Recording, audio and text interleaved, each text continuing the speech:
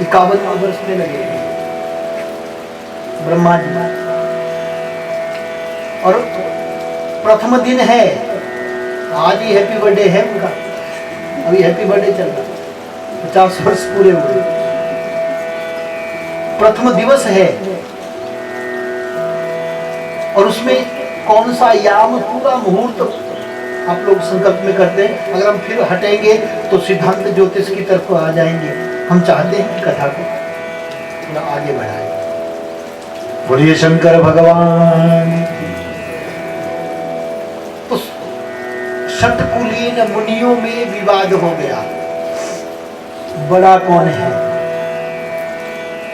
क्या ब्रह्मा जी बड़े हैं जो संसार को बनाते हैं? क्या कोई इनसे भी परे? जिस ब्रह्मा ने हमें बनाया, जो ब्रह्मा इस सृष्टि को चलाते हैं, क्या वो सबसे बड़े हैं? कौन ऐसा देवता है जो सबसे परे है, पुराना है? पुराणः परतः परः, जो परे से भी परे है, वो कौन है? और इसी प्रश्न को लेकर के, इसी विवाद को लेकर के षटकुलीन मुनि ब्रह्मा के पास पहुंच गए और जाकर के प्रणाम किया। त्वं हि सर्व जगत धाता सर्व कारण कारणम, कह पुमान सर्व तत्वेभ्यः पुराणः परतः परः। हे ब्रह्मा जी, आप सभी के धाता हैं, सभी को बनाने वाले हैं, सभी के कारण हैं, सर्व कारण कारण। जो कुछ भी इस दुनिया में है वो आपने ही तो बनाया, उन सब के कारण आप हैं। कारण से ही कार्य की उत्पत्ति होती है, कार्य कारणवाद न्याय दर्शन का सिद्धांत है। कार्य कारणवाद, बिना कारण के कोई भी कार्य नहीं होता। तो षटकुलीन मुनि कहते हैं, लेकिन हे ब्रह्मदेव आप हमें बताएं, कह पुमान सर्व तत्वेभ्यः, सभी तत्वों से परे कौन है जो पुराणों से, पुराणः परतः परः, जो पुराणों से भी पुराना है, सबसे बड़ा है। जब ब्रह्मा जी के पास इस प्रश्न को लेकर के पहुंचे तो ब्रह्मा मुस्कुराए और षटकुलीन मुनियों से कहने लगे, एष देवो महादेव सर्वज्ञो जगदीश्वर, अयं तु परया भक्त्या दृश्यते नान्यथा क्वचित्।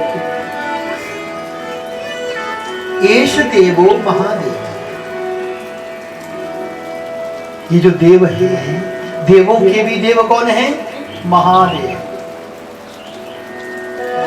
समझना है, बात वही है, नामों में उलझना नहीं है, समझना है। महादेव कौन? जो देवों के भी देव है, वो महादेव। एष देवो महादेव सर्वज्ञो जगदीश्वर, वही सर्वज्ञ है, वही जगत के ईश्वर हैं, सबके ईश्वर हैं, पुराणों से भी पुराने हैं, पुराणः परतः परः। अयं तु परया भक्त्या, लेकिन ये महादेव ऐसे प्राप्त नहीं होते, अनुभव में नहीं आते। कैसे आते हैं? परया भक्त्या, परम भक्ति से ही प्राप्त होते हैं, नान्यथा क्वचित्। और कोई रास्ता नहीं है, उस महादेव को पाने का दूसरा कोई रास्ता नहीं है।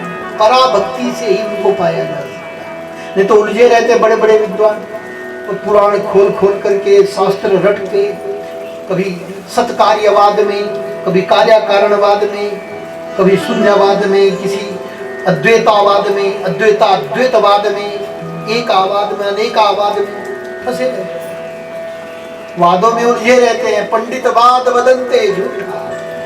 एक संत कहते हैं, इन ज्ञानियों के जो वाद है ना, ये सब झूठे उलझे रहते हैं। हम ऐसा मानते हैं, हम कार्य कारणवाद को मानते हैं, दूसरा कह रहा हम सत्कार्यवाद को मानते हैं।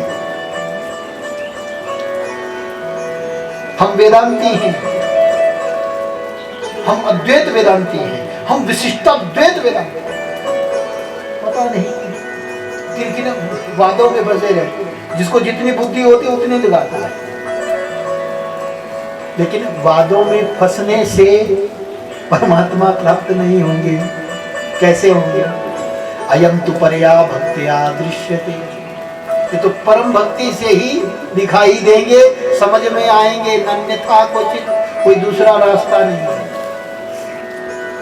और दूसरे महाराज ब्रह्मा जी कहने लगे, लेकिन ये जो महादेव है ना,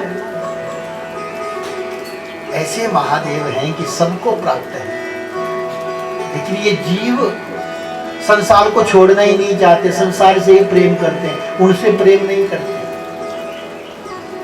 और हमारे महादेव ऐसे भोले हैं कि किसी को भी प्राप्त हो जाते, सहजता से हो जाते। और यही जो महादेव हैं, यही साध्य हैं। वेद्यम वास्तव मत्र वस्तु शिवदम तापत्रयो न मूलनम, भागवत में भी आया।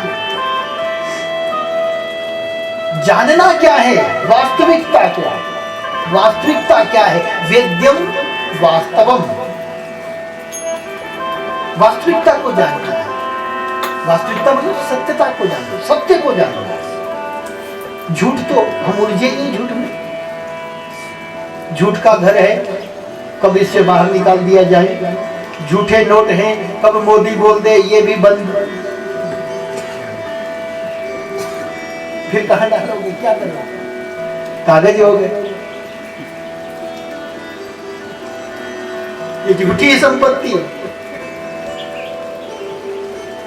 और यहां पर तो चलो चलती भी रहेगी, लेकिन जब जहां से हम आए हैं और जहां हमें जाना है, जहां पर असली घर है, वहां पे ये चलेगा नहीं। महात्मा गांधी वाला नोट वहां नहीं चलेगा। वहां पे भक्ति का कार्य चलेगा। जो नाम जपा है, वो नाम का धन जाएगा, वही आगे लेकर के जाएगा। तो ब्रह्मा जी ने बताया कि वही महादेव साध्य हैं और उन्हीं की भक्ति करनी चाहिए। और वो इतने भोले हैं कि शीघ्रता से ही प्राप्त हो जाए। कैसे बोले? एक बार महादेव का मंदिर था जंगल में। महादेव के मंदिर होते अधिकतर ऐसे बनखंडी, जहाँ पे वन है, कहीं किनारे जैसे, वहां पे ही होते। महादेव का मंदिर था, तो वहां पर बहुत से लोग आ रहे थे, जल चढ़ा रहे थे, कोई बेलपत्र चढ़ा रहा है, कोई भोले का दीवाना भांग का पत्ता भी चढ़ा रहा है। हमारे आचार्य जी सुना रहे थे, बोले एक ऐसा भजन भी हमने सुना। एक भूत शिव से बोला, कांधे पे लेके झोला, बोले शिव भांग पियोगे या दम लगाओगे। अब भगवान शंकर को कईयों ने कई कुछ बना के रखा, लेकिन हमने शिव महापुराण पूरा पढ़ लिया, कहीं भी भांग का जिक्र नहीं आया। ज्यादा तो हमने भी नहीं पढ़ा, लेकिन शिव पुराण तो पढ़ा। कहीं ऐसा नहीं आया कि भोले बाबा ने भांग चढ़ाई, लेकिन हम हिमाचल के लोग ज्यादा भांग के दीवाने और चढ़ाते भी। अरे भोले बाबा को जो आप चढ़ाएंगे, पत्रम पुष्पम फलम तोयम यो में भक्त्या प्रयच्छति, जो आप भाव से चढ़ा देंगे वो तो ग्रहण कर लेंगे। देखो भांग जो है ना, ये औषधि है, ये निंदित वस्तु नहीं है। भांग क्या है? औषधि है। जब हम काशी में पढ़ते थे, हमारे गुरुदेव जो हमें वेद पढ़ाते थे, हम ऐसे उनके पास जाते थे पढ़ने के लिए। तो सुबह सुबह तो जब संध्या से निवृत्त होते थे तब हम पहुंचते थे। संध्या तक वो मौन रहते थे, किसी से बात भी नहीं करते थे। और एक समय ही भोजन लेते थे शाम को। लेकिन सुबह का नियम उनका ऐसा था कि हमें वेद पढ़ाते रहते थे और शाम को भिगोए हुए बादाम लेकर के सिलबट्टा लेकर के पीसते थे, साथ में भांग का गोला, और घोटते घोटते हमें पढ़ा देते थे। उसके बाद फिर दूध में छानते थे, चढ़ा के ध्यान में बैठ जाते थे। भांग औषधि है, लेकिन उसको औषधि की तरह सेवन किया जाए तो, अब अमली बन जाए तो पागल बना देती। हमारा बेटा जी ठीक था, पता नहीं कहाँ भांग पी, भांग चल गई है इसके दिमाग में, अब तब से घूमता रहता अलबेला, कभी रोता है कभी हंसता है, दिमाग में फर्क पड़ गया इसके।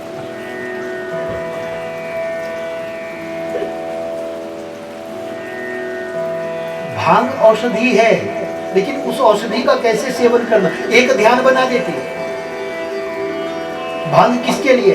एक बाबा बोल रहे थे, बोले ये सबके लिए नहीं, हम लोग पीते हैं, वो पीते थे, बहुत अच्छे संत थे। प्रयागराज के कुंभ में मुझे लगता है आज से कोई, ये जो कुंभ हुआ इससे पिछले से भी पिछले कुंभ में, सोचिए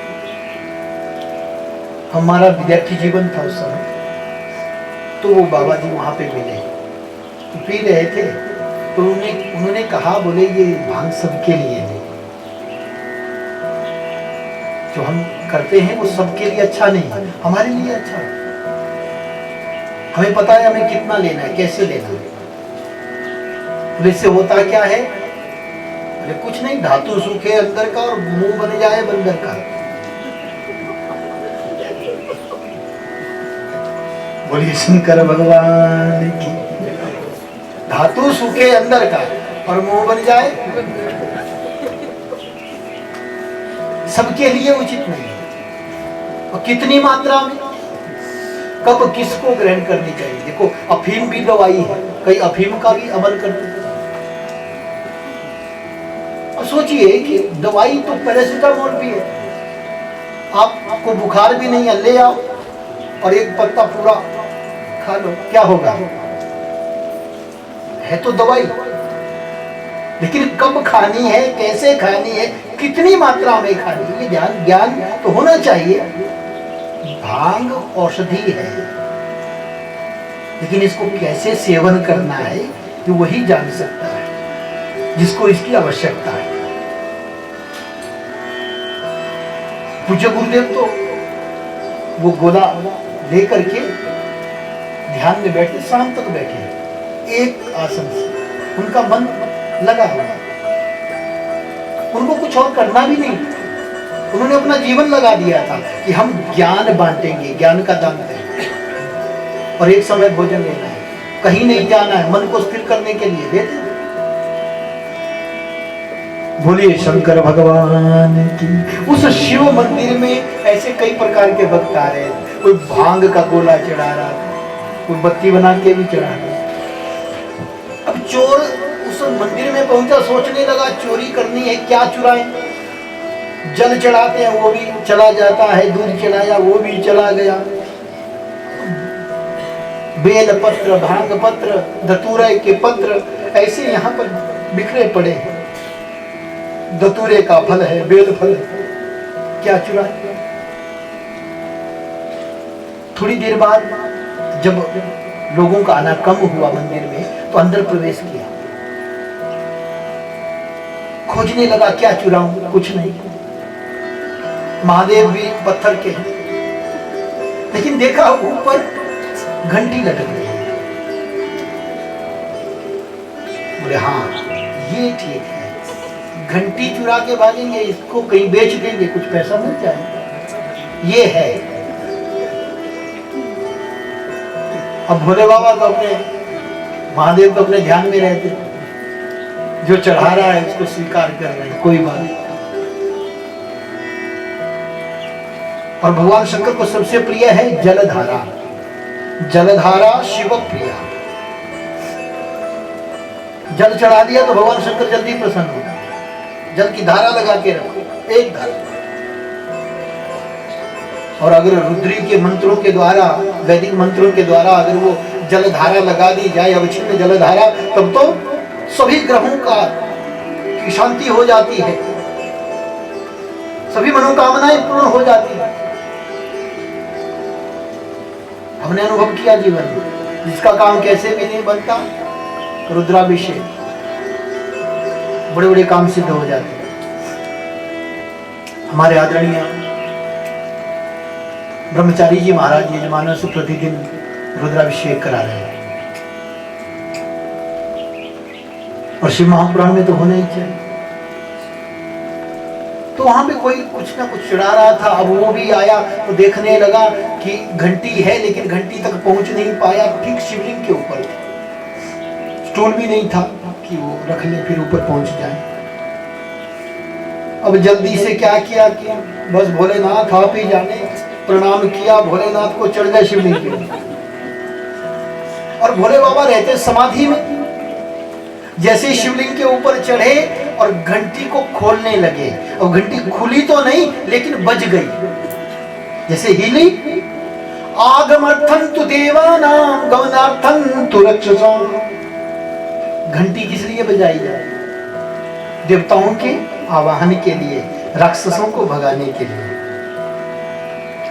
जगदम्बिका ने जब राक्षसों को मारा तो सबसे पहले घंटी बजाई।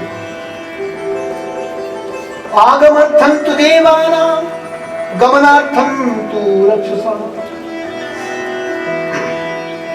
जैसे ही घंटी बजी, अब घंटी का तो काम है देवताओं को बुलाना। अब उस चोर ने भगवान शंकर को प्रणाम किया और खुद ही चढ़ गए, घंटी बजी तो भगवान भोलेनाथ का आवाहन हो गया, और भोलेनाथ एकदम से शिवलिंग से प्रकट हो गए। बोलिए शंकर भगवान की। जैसे भगवान शंकर प्रकट हुए, एकदम से चोर उछल करके नीचे, महाराज क्षमा करें, चरणों में गिर पड़ा। भगवान शंकर ने उठाया, अरे तेरा जैसा भक्त तो मुझे मिला नहीं, क्या क्षमा करे, हृदय से लगा लिया। चोर कांप रहा है, मैं तो चोरी करने के लिए स्वयं चढ़ गया। लेकिन भोले बाबा, वो महादेव इतने प्रसन्न हुए, क्यों? क्योंकि भोले ऐसे भोले हैं, वो विधि नियम कुछ नहीं देखते। तुम शरण में तो आओ, मैं तुम्हारा कल्याण करूंगा। उस चोर को हृदय से लगा लिया, कहा अरे ये दुनिया आती है, जल चढ़ाती है, पत्र चढ़ाती है, चली जाती है। तेरे जैसा भक्त मैंने पहली बार देखा जो आज स्वयं चढ़ गया। बोलिए शंकर भगवान जय हो। ब्रह्मा जी कहते हैं षटकुलीन मुनियों से, ऋषियों, वो महादेव बहुत भोले और शीघ्र ही प्राप्त हो जाते हैं। आशुतोष है, शीघ्र प्रसन्न हो जाते हैं। बोलिए शंकर भगवान।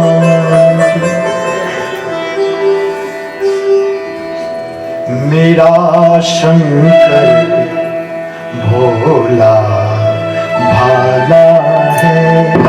मेरा वो महादेव कैसा है? भोला भाला है, मतवाला है। भोला भाला है, मतवाला है।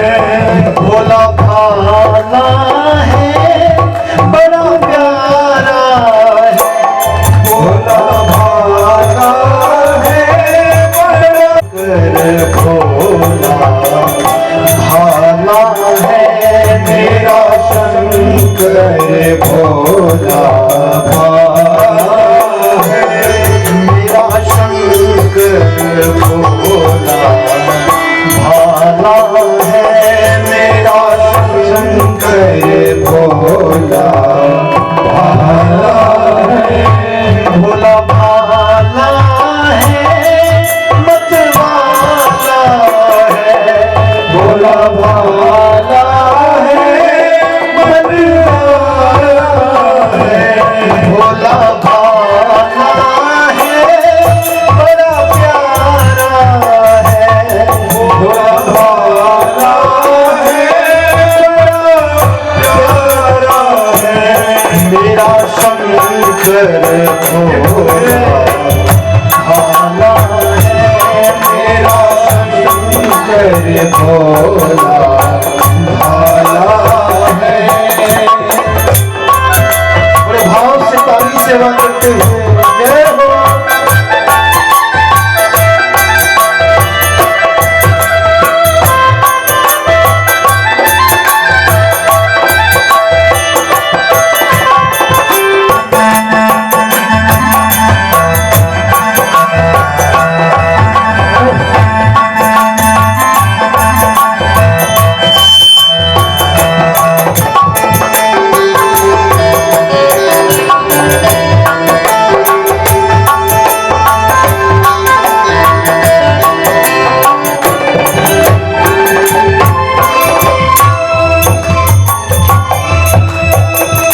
वाम भाग में गौरा विराजे, वाम भाग में गौरा विराजे, वाम भाग में गौरा विराजे, वाम भाग में गौरा विराजे।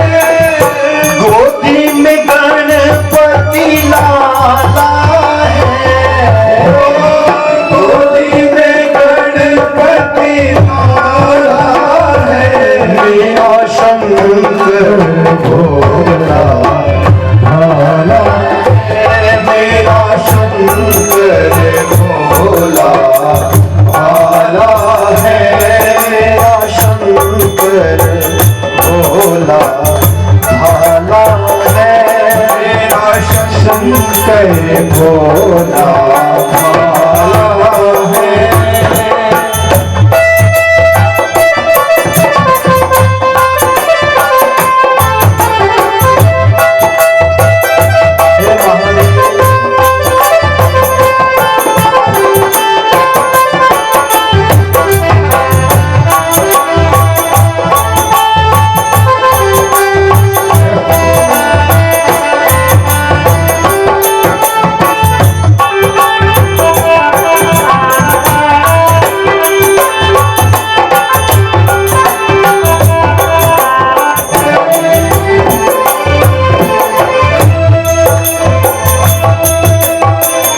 जटा में जिनके गंगा विराजे, जटा में जिनके गंगा विराजे, जटा में जिनके गंगा विराजे, जटा में जिनके गंगा विराजे। गले में सर्पों की माला है, गले में सर्पों की माला है मेरा शंकर भोला भाला है मेरा शंकर भोला भाला है भोला भाला है मतवाला है भोला भाला है भोला भाला है बड़ा प्यारा है भोला भाला है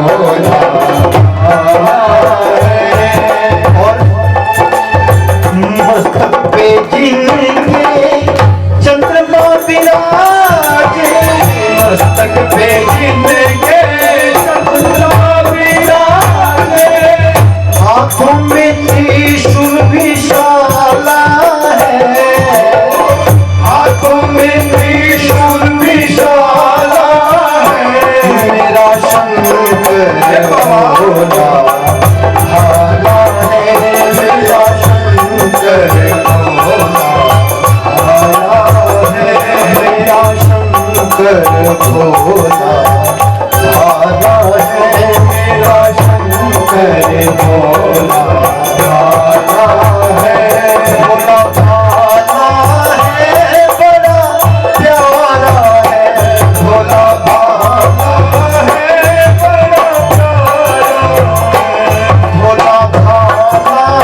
है बड़ा प्यारा है भोला भाला है बड़ा प्यारा है मेरा शंकर भोला भाला है मेरा शंकर भोला भाला है मेरा शंकर भोला भाला है मेरा शंकर भोला भाला है मेरा शंकर भोला भाला है मेरा शंकर भोला भाला है मेरा शंकर भोला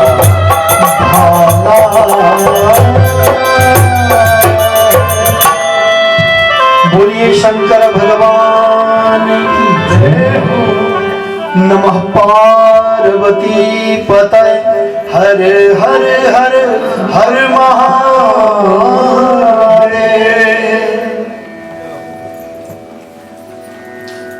भगवान शंकर को हर हर महादेव भी कहते हैं। महादेव तो आप समझ गए, जो देवों के देव, परे से भी परे हैं, पुरानों से भी पुराने हैं, बड़ों के भी बड़े हैं। वो कौन है? देवादिदेव महादेव। लेकिन हर हर महादेव, एक स्थान पर हम कथा कर रहे थे, पंजाबी क्षेत्र था, तो हम शिव महापुराण की कथा कर रहे थे, तो हर हर महादेव बीच में बोलते थे।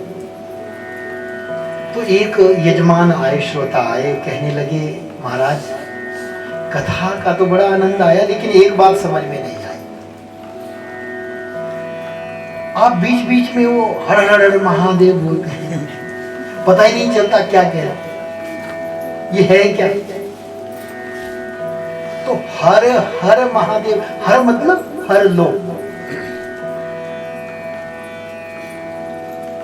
छीन लो, हरण कर लो। किसको? काल हर, कष्ट हर, दारिद्र्य हर, दुख हर, व्याधि हर, जो भी है, जो हरने वाली चीज है उसको हर दो। हर, जो हरने वाली वस्तु है, पाप संताप दुख को जो हरने वाली चीज है, जो उसको हरे, उसी का नाम हर है। महादेव का दूसरा नाम क्या है? हर। और जब हर हर हर महादेव कहा जाता है, 3 बार हर हर हर बोला जाता है, इसका मतलब क्या हुआ? एक बार बोला तो एक वचन, 2 बार बोला तो द्विवचन, 3 बार बोला तो बहुवचन। 3 बार नहीं, मतलब बहुत बार हुआ। भगवान शंकर से बहुत बार कह दिया हर हर हर महादेव। हे महादेव, हमारे पाप संताप दुख दारिद्र्य को हर दीजिए। बोलिए शंकर भगवान की। किसी ने कथा में सुना, डाकू था, कहीं आ गया घूमता फिरता, कथा चल रही थी, वहां पे हर हर महादेव सुन लिया, निकल गया जंगल में। वहां पर जाकर के उसको वो बात याद रह गई, हर हर। जब भी कोई यात्री, कोई पथिक जाता उस जंगल के रास्ते से, तो अपने मित्रों को इशारा करता, हर हर हर। जीवन में लोगों को लूटता रहा, लेकिन हर हर कहता। अंत में जब शरीर छूटा तो नरक नहीं गया, शिवलोक चला गया। कारण क्या था? पाप तो किया, लेकिन पाप के साथ हर हर हर जरूर कहता। उसने तो कोड वर्ड बना लिया। लेकिन भगवान का नाम हो गया। हर नाम है भगवान महादेव का। जो हर कहता है उसके कष्ट भगवान हर लेते हैं, उसके पापों को हर लेते हैं, वो पापों से मुक्त हो जाता है। इसलिए बीच बीच में जब घुटने में दर्द हो, कमर में दर्द हो जाए, हर हर हर हर महादेव, घुटने का दर्द भी ठीक हो जाएगा, कमर का दर्द भी चला जाएगा, आलस्य भी चला जाएगा और पुण्य भी हो जाएगा। बोलिए शंकर भगवान की।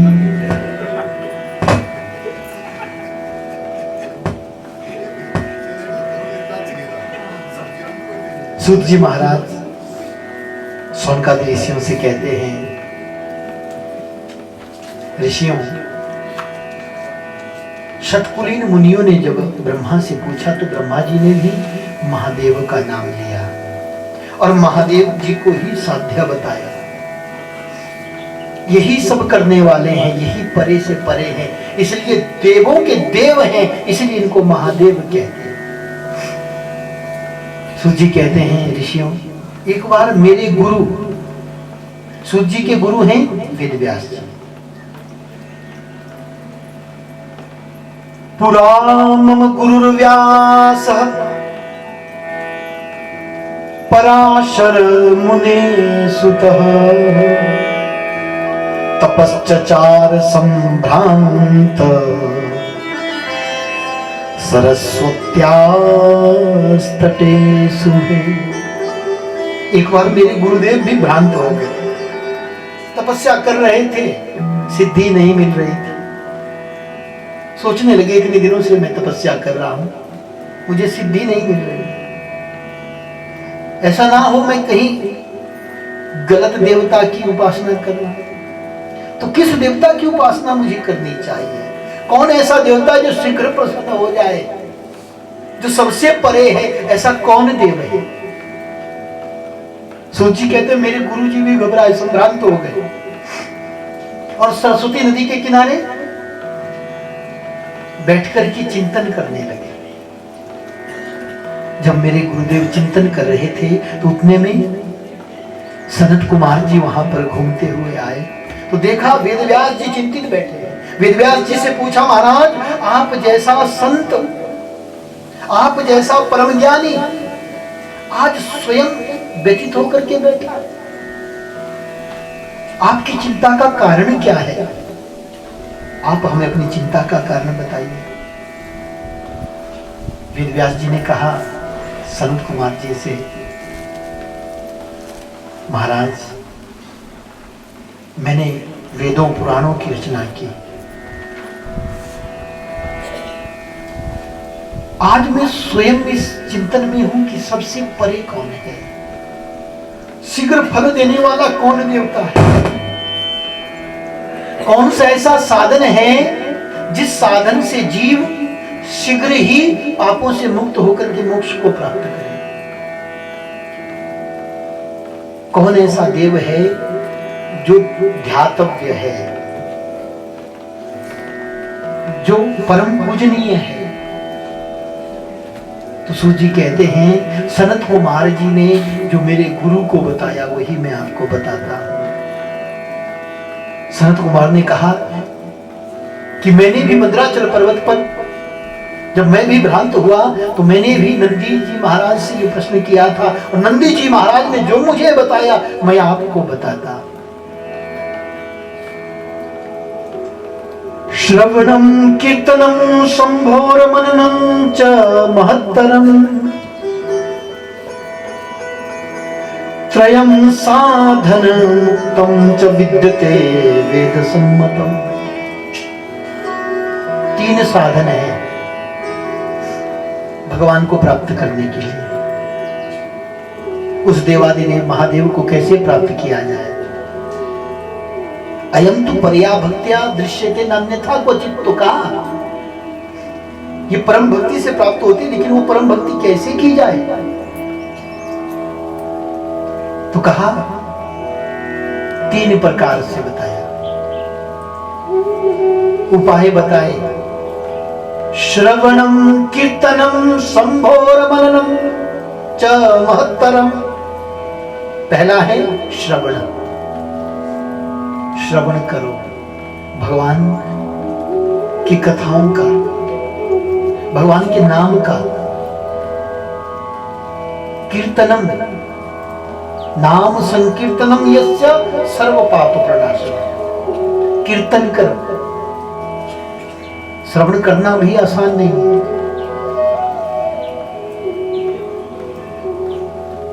हमने बड़ी मुश्किल से अपने मन को समझाया कि हम 3 घंटे बैठेंगे, कहीं 5 मिनट ऊपर हो गए तो फिर आफत हो जाएगी। सुनना बहुत कठिन होता है, सुनाना आसान होता है, लेकिन सबको सुनाना भी नहीं आता, सबको सुनना भी नहीं आता। श्रवण की भक्ति की हनुमान जी, जब भगवान श्री राम इस धराधाम को छोड़कर के साकेत धाम जाने लगे, अपने सभी भक्तों को, प्रियजनों को सशरीर लेकर के चले, तो हनुमान जी सबसे पीछे हो गए। वैसे तो आगे रहते थे, तो हनुमान जी पीछे पीछे। प्रभु श्री राम जी ने पूछा, अरे हनुमान, ऐसे तो तुम आगे आगे रहते थे, आज पीछे पीछे हो रहे, क्या हो गया? बोले महाराज, आप जा तो रहे सबको लेकर के, लेकिन जैसा आनंद हमने यहां पर पाया